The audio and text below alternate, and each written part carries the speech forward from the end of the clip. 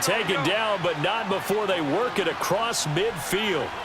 And a nice gain of 21 yards.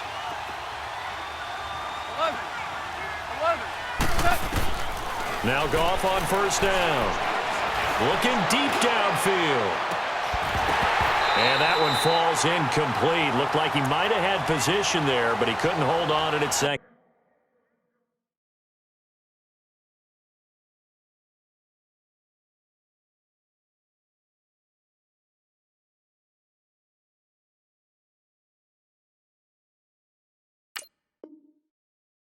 Down.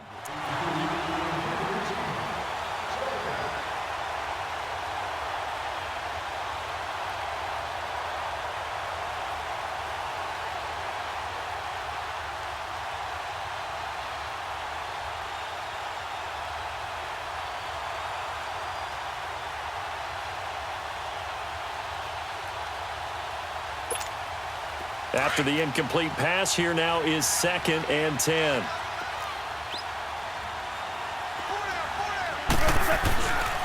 Goff turns and gives to Gurley. Looking to find a lane, but he can't. Reined in at the line of scrimmage. Big play coming up. Here's 3rd and 10. I would expect to see some pressure here. The pressure drops off as they'll look to throw. He'll give up 6 yards there on the loss, and it'll bring up 4th down. Listen. 12. 12.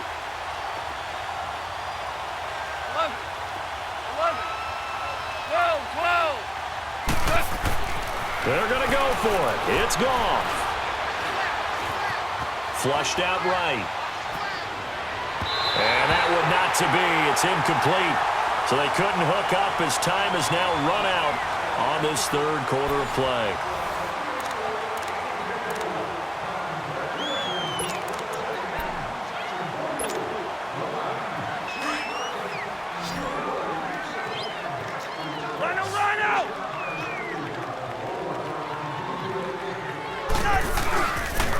A give. This is Cook.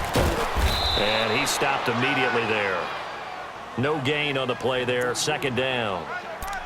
Seems pretty obvious defensively a key was stopping the run game. How have they done it so successfully? To me, it seems that these guys really did a nice job of paying attention during the scouting report meeting. And you know, Brandon, when they do those, they talk about the top plays that these guys like to run. The best runs for the top running back. Those are the ones you focus on and want to take away. And they've done that pretty successfully in this game. And able to push his way forward here for a good little gain. It'll be a pickup of 5, and that leaves him with 5 more. 3rd and 5 now. Bottom line, they want to keep this clock rolling, so they'll take that one right there. They just want to keep falling forward, and they want to put the onus on the big fellas up front in order to bring this one home.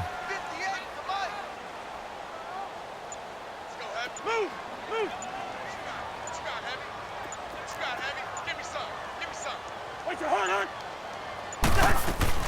3rd down, Dalvin Cook. And he'll take this one down to about the 40. Call it a gain of 3, and it'll bring up 4th down.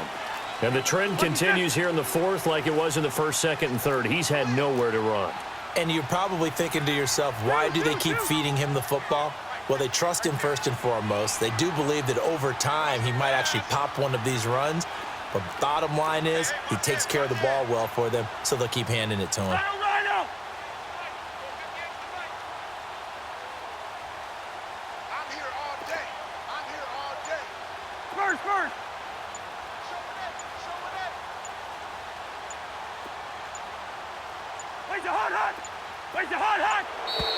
And the play clock is going to run out here.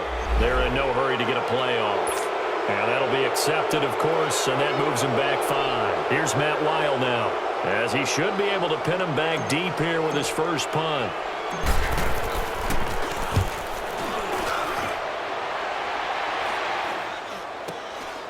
And it's taken in at the 9. 31 yards on the punt there. And the Rams will go on offense here with a 1st and 10. The Rams offense now making their way out to take over. And this offense last time turned it over, went for it on 4th, didn't get it. They're lucky, though, because no points against the team on the board, but we'll see how they respond. Yeah, they've got to get a lot of credit to their defensive teammates, don't they? They had their backs on that last series, and because they did so, that allows the coach to still stay aggressive on offense and maybe go for it again in a similar situation. I was going to say maybe makes that offense feel good when you know you've got a defense making stands like that. Yeah, that'll loosen up things a little bit, won't it? Maybe you'll play a little bit better the next time you have the ball. All right. Come on out.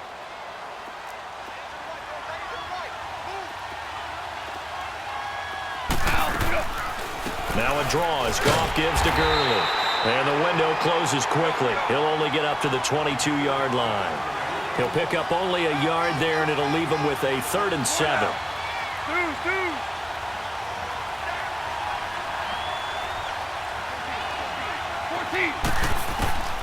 Out of the gun, Goff.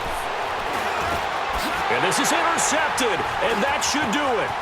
Picked off by the linebacker, Eric Kendricks. And he will take this down to the 10-yard line. Partner, we always talk about possessions being at a premium in these games, and now in this situation, throwing an interception here when you have to claw your way back in, that one's going to hurt, and in a big way. Suddenly, it's 1st and goal after the interception. A quick change in the situation here. They'll try to run it in with Murray. And he's going to fight his way forward here for a modest gain. A pickup of 4 on 1st down. It'll be 2nd and goal.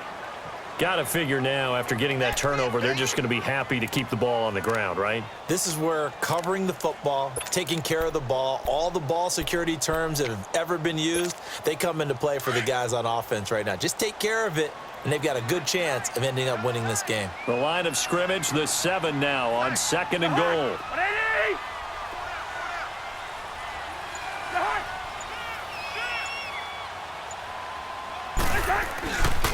They'll give it to him up the middle. And it's been like this all night long. Nowhere to run as they stop him behind the line. It'll go as a loss of a yard, and it'll set up 3rd down.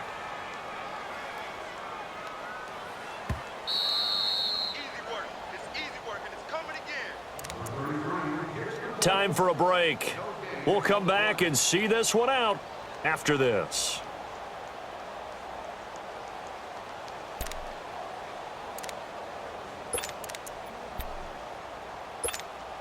Now, this is a big 3rd down, and you'd have to think we'd see a timeout right away if they can't stop him here.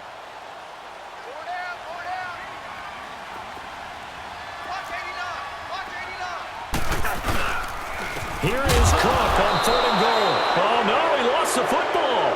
And a big turnover there as his guys will get the football back. Well, I'm guessing that on the sidelines there might be a few words said about that mistake there, but I don't think it's going to hurt them in the long run. They're still going to get out of here with a win. Yeah, they got the 2-score cushion, but you know what coaches say, Charles? Finish strong. Finish the game out the way it's supposed to be played. In fact, coaches might be secretly happy. Gives them a chance to do a little extra coaching next week.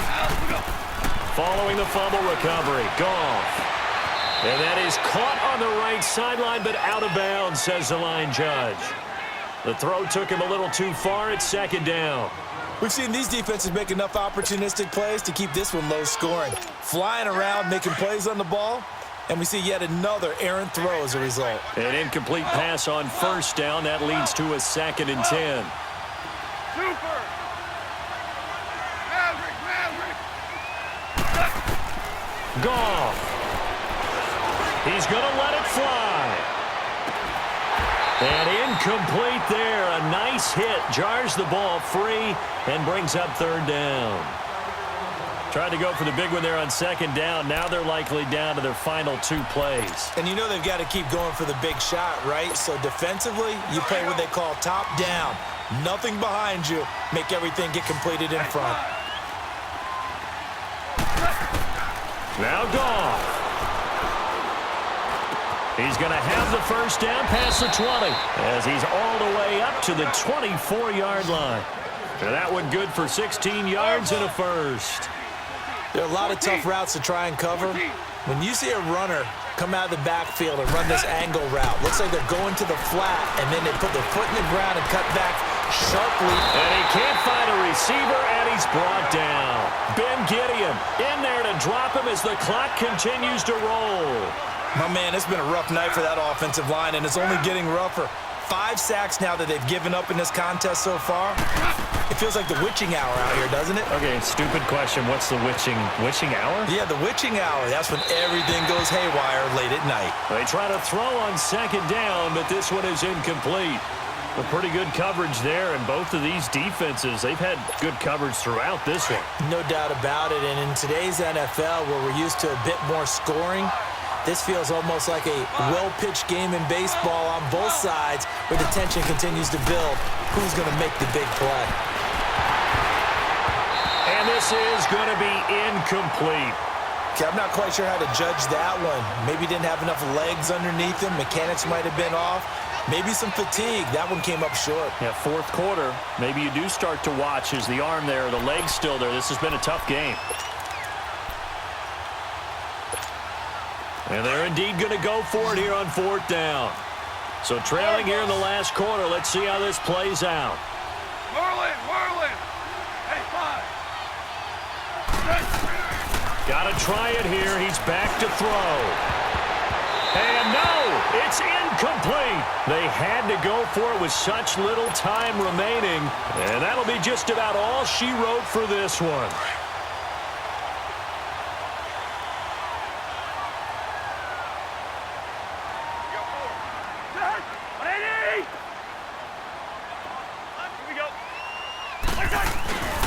On first down, Murray.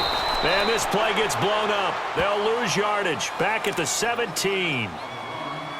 And now the Rams are going to halt things as they want a timeout, as they get the stoppage with a little over 50 seconds left to go in the game.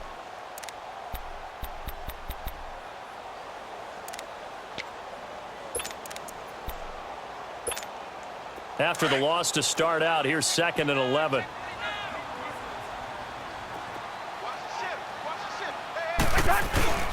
Back to the ground, this time Cook.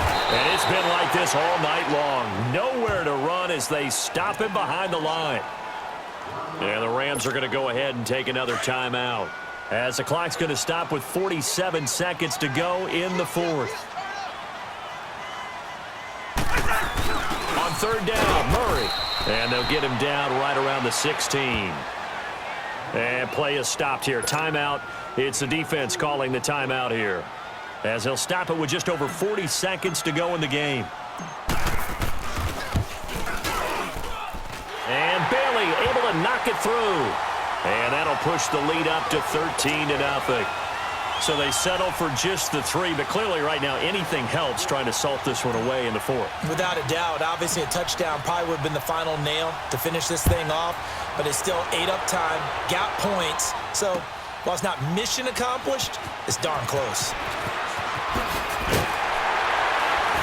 And in hindsight, probably should have stayed where he was, as he'll only get back to the 16-yard line.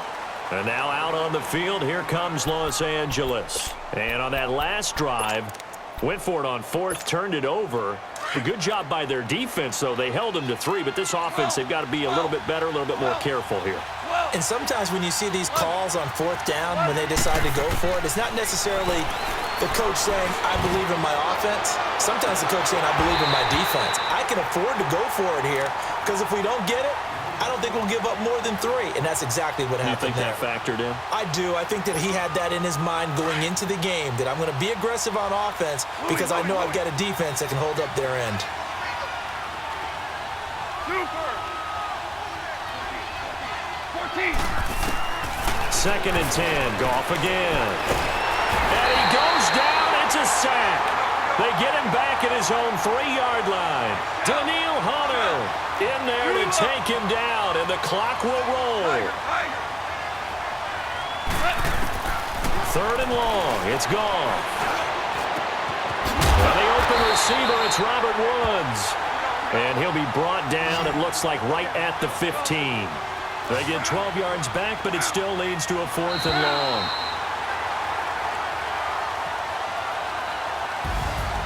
So Charles are able to complete what so often seems to be elusive, a shutout in the NFL. And maybe what's fitting is they ended the game on the field, that defensive unit on the field. What an exclamation mark. And probably felt like they could go another 60 minutes without anyone putting points on the board against them. That's the confidence you gain throughout when you're pitching a shutout. And they're going to leave the stadium feeling like they're all 10 feet tall.